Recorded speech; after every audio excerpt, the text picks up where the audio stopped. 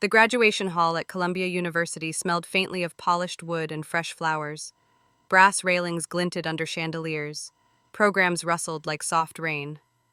I sat in the third row with my fellow master's graduates, robe pressed, cap balanced just right, palms warm around the edge of my seat. I'd earned this. Every late night, every early morning, every quiet hour when the world slept and I kept building the thing no one knew about. My family? They slid in 20 minutes late, shuffling into the seats behind me like they owned the place. A chorus of, "Excuse me, sorry, that your seat?" followed by the thump of a purse and the squeak of a folding chair. The people around me glanced back. I didn't. I knew exactly who it was. My father's voice cut through the dean's welcome like a pocket knife.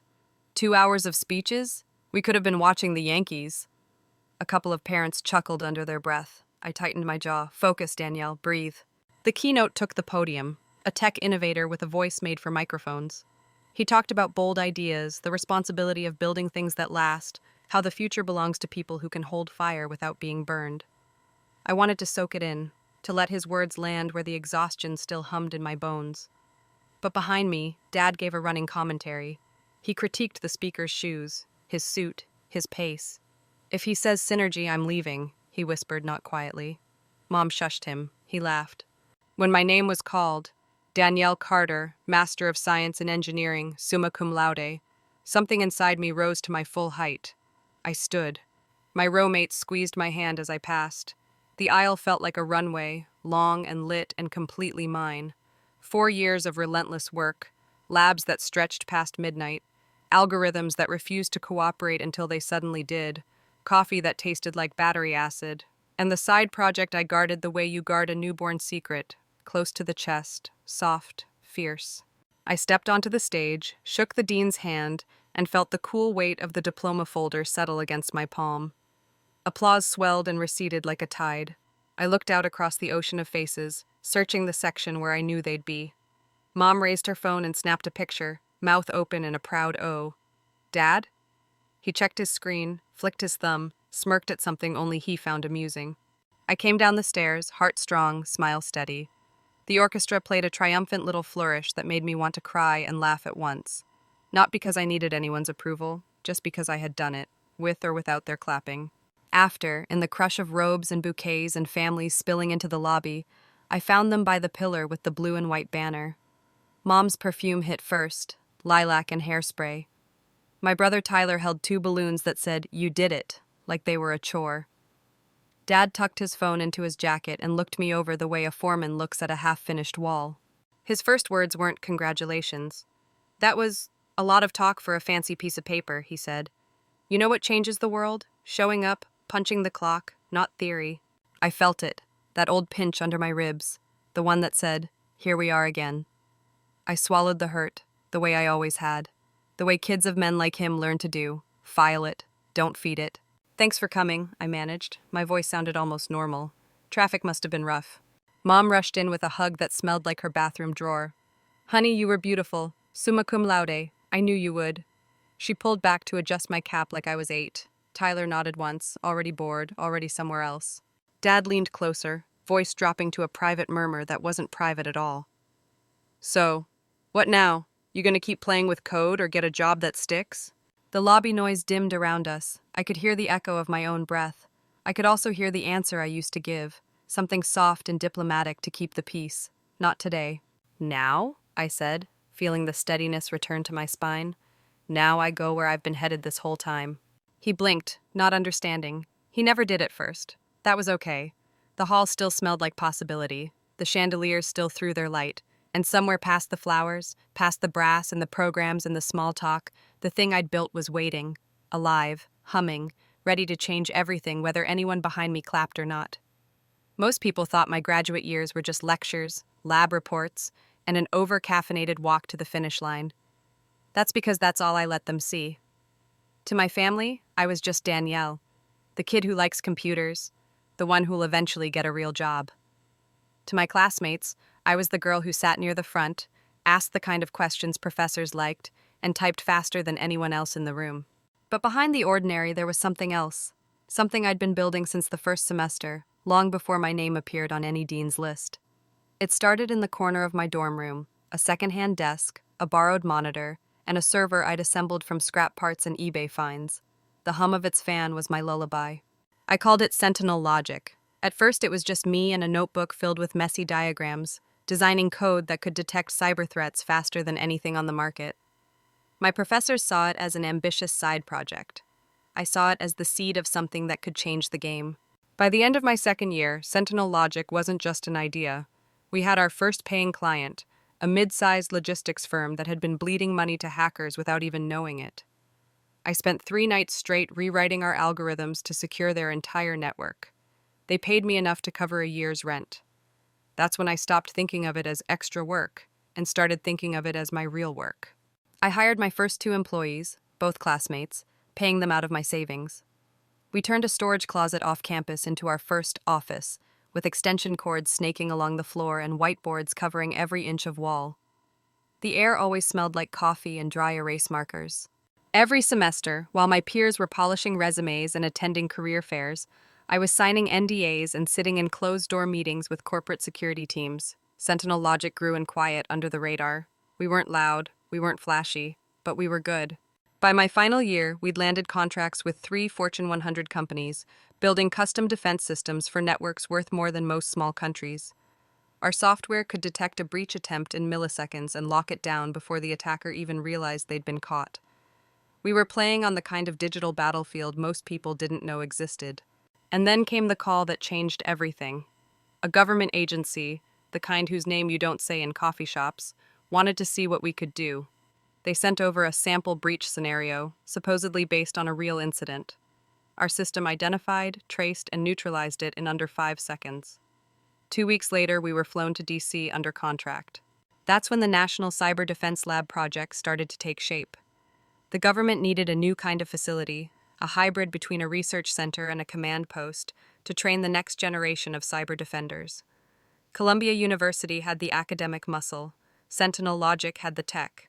Together, we'd build something that could protect not just corporations, but the entire country's critical infrastructure. It was a $65 million partnership, my partnership.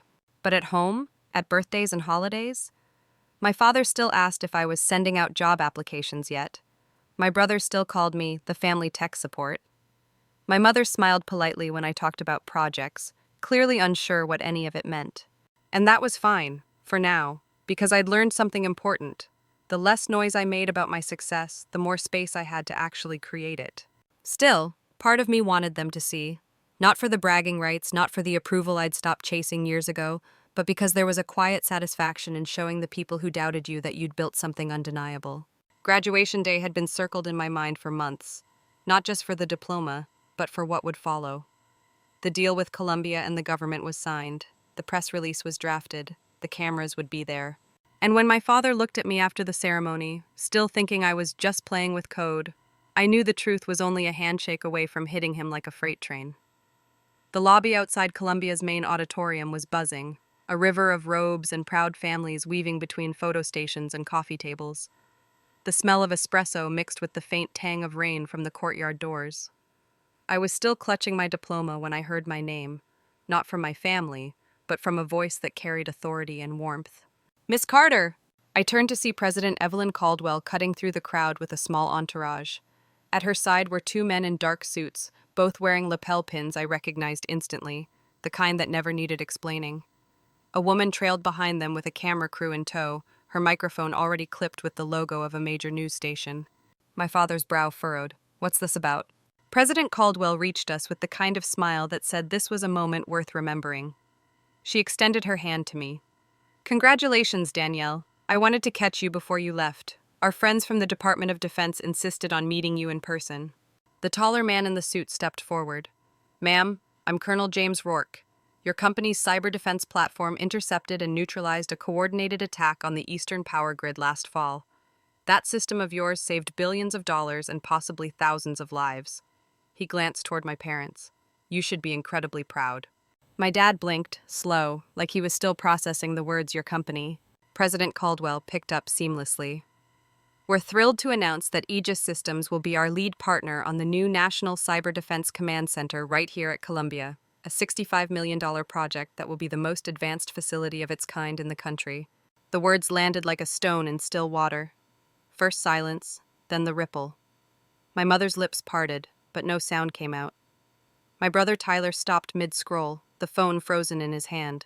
65 million? Dad finally said, his voice half a question, half disbelief. That's correct, President Caldwell said brightly. And Danielle's leadership is the reason it's happening. The lab will open next year, training students and specialists to defend our nation's infrastructure against cyber threats.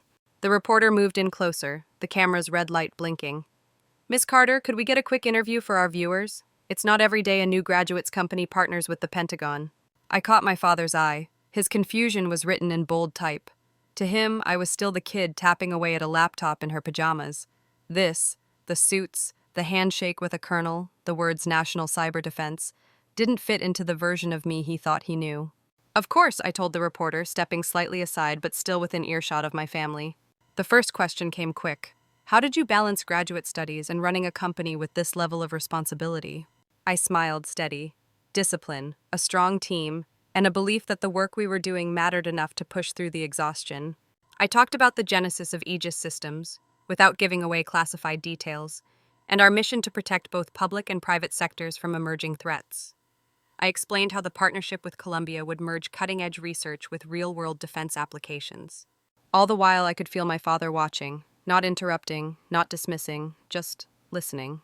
When the interview wrapped, President Caldwell shook my hand again and promised to see me at the formal signing. The suits nodded, the camera crew packed up, and the current of the lobby swept them toward their next appointment. I turned back to my family. Their faces were a collage of emotions: shock, curiosity, something like pride creeping in around the edges. Danielle, Dad said slowly, what the hell just happened? I took a breath, feeling the weight of the moment settle. You just met the other side of my life, Dad, the one you've never asked about. And judging by the look on his face, he was starting to realize just how much he didn't know. For a few seconds after President Caldwell and her entourage disappeared into the crowd, no one in my family spoke. The lobby's hum carried on, laughter, camera shutters, the scrape of chairs, but inside our little circle, it was like the air had thickened. Dad broke it first. Danielle, he said, his voice low but sharp enough to cut. What is this? What do you mean your company? Since when do you have $65 million to throw at a school? I looked him in the eye. I own Aegis Systems. We build advanced cyber defense platforms for the government and Fortune 100 companies. The partnership with Columbia is one of several major projects we're running right now. He blinked at me like I was speaking another language. But you live in a one-bedroom apartment. You drive an old Jeep with a cracked dashboard. I live modestly because I invest in what matters, I said evenly. My company, my people, our mission. Mom found her voice soft but shaky. How long have you been doing this? Since my first semester here, I said. 4 years. I started with a laptop on a thrift store desk and an idea for a faster, more adaptive threat detection system. Now we've got teams in DC, Austin, and Seattle. Our software protects energy grids, water systems, hospitals, the backbone of the country. Tyler whistled low. And you just didn't tell us? I turned toward him. I didn't tell anyone outside my team, not because I'm ashamed or because I didn't trust you to keep a secret, but because I've spent my whole life hearing what I can't do from people who were supposed to believe in me. Dad stiffened. That's not fair. Isn't it? I asked. When I got into Columbia, you said I was overreaching. When I talked about starting a business, you said it was a nice hobby until I found a real job. You've been telling me to be more realistic since I was 15. You think I didn't hear the way you talked to Uncle Rick about my computer phase? You think I forgot the time you told me I should aim for something safe, like office admin work? His mouth opened, then closed. For once, he didn't have a quick retort. I wasn't hiding from you, I continued. I was protecting myself, and the work. You can't build something like Aegis while you're dragging around the weight of someone else's disbelief. The crowd around us shifted, a reminder that we were still in the middle of a public lobby. A few people were watching now. Maybe because they recognized me from the interview, maybe because they could feel the tension radiating off us. Dad's voice softened, but only slightly. You really think I wouldn't have been proud? I think you would have measured my success against your own idea of what's worth being proud of, I said. And I didn't have time to fight for validation while I was fighting to keep the country's lights on. Mom's eyes were wet. We had no idea you felt that way. You never asked, I replied, not accusing, just stating the truth. For a long beat, no one spoke. The silence between us was heavier than anything we'd said. Finally, I glanced toward the double doors leading to the reception hall. They're going to be serving dinner soon. We can talk more there, or we can go our separate ways tonight. But either way, Dad, the version of me you've carried in your head all these years, she's gone, and she's not coming back." His jaw flexed. He didn't nod. He didn't argue. But for the first time in my life, I saw it in his eyes. The recognition that maybe, just maybe, he'd been wrong about me all along. 3 months later, the day came. The National Cyber Defense Command Center stood gleaming under a bright June sky, all glass and steel and quiet power. My company's logo, Aegis Systems, was etched in silver beside Columbia's crest at the front entrance. Inside, the air was cool and humming with the low, constant thrum of servers in the data wing. The opening ceremony had drawn a small army of media, faculty, and government officials. Men in dark suits mingled with professors in academic robes, all sipping coffee from paper cups while reporters adjusted microphones. I spotted my parents right away. This time they weren't tucked in the back or sneaking in late. They were in the front row, dressed like they'd taken the day seriously. Mom wore a navy dress she'd probably saved for special occasions. Dad had on a suit I hadn't seen him in since my cousin's wedding. When the Secretary of Defense stepped up to the podium, he spoke about innovation, security, and the future of America's cyber defenses. Then he called me forward. I walked across the stage, not in a cap and gown this time, but in a tailored navy blazer and heels that clicked with purpose. "Ladies and gentlemen," he said, "this facility exists because one person believed in the power of preparation, resilience, and foresight. Danielle Carter and Aegis Systems have given us the tools to safeguard our nation's most critical systems. Today, we honor that contribution."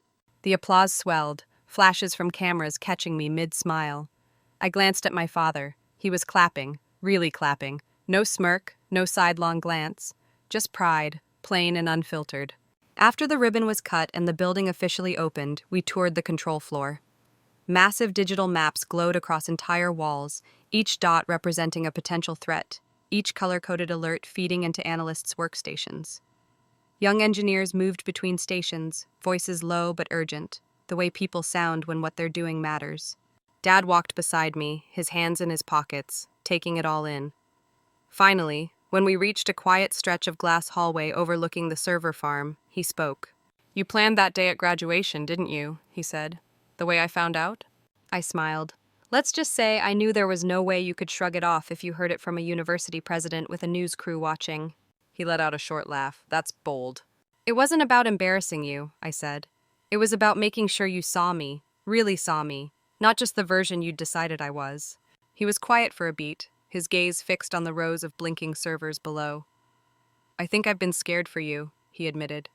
"And maybe I mistook that for needing to keep you small. If you aim too high, you might get hurt." I nodded. "I get that. But Dad, I was never afraid of failing. I was afraid of wasting my life not trying." He exhaled slow. "Well, you've proven me wrong, completely." We stood there for a moment in the steady hum of the servers, the glass reflecting us back. Two people who'd finally stopped talking past each other. Mom joined us, slipping her arm through mine. "I still don't understand half of what you do," she said with a smile. "But I know it's important, and I'm proud." "That's enough for me," I said. As we left the building, I took one last look at the nameplate on the front. Aegis Systems National Cyber Defense Command Center. The real prize wasn't the multimillion-dollar contract, the media coverage, or even the partnership with the Pentagon. It was this moment, walking out with my family, knowing they'd finally stopped underestimating me. The quiet checkmate had landed, and I hadn't needed to raise my voice once.